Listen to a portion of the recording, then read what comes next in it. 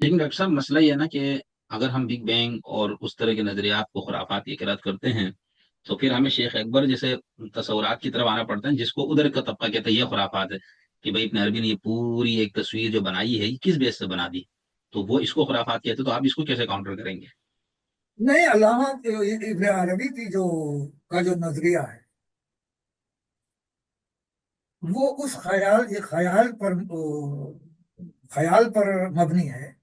لیکن ابن عربی کا خیال میں نے اس سے پہلے بھی عرض کیا تھا کہ امیجنیشن کی تین قسمیں ہوتی ہیں: الخیال العام، الخیال الجمالی، الخیال الانتاجی، پروڈکٹیو امیجنیشن، اور imagination related to the beauty, الخیال العام، جنرل امیجنیشن. تو ان کا فاصلہ جو ہے بہت زیادہ عقل کے بہت قریب ہے.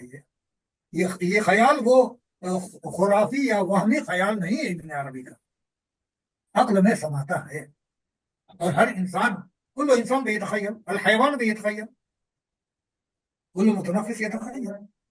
تو ابن عربی نے جو خیال پیش کیا ہے، تو یہ ہم، وہمی خیال نہیں. اصل میں ہماری زبان میں وہاں پر کہتے ہیں کہ یہ اس کا خیال، اس کے خیال کی، اس کا ویو ہے.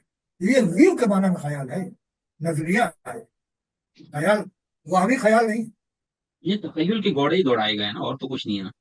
نہیں، گھوڑے نہیں دوڑ رہے ہیں. کم سے کم یہ تو سوال پیدا ہوتا ہے جناب کہ جو ہے، میں نے وجود کی قسمیں بتاتے وقت یہ بات بتائی تھی کہ وہ جو چیز معرض وجود میں آ رہی ہے، کیا اس کا پہلے وجود تھا یا نہیں تھا؟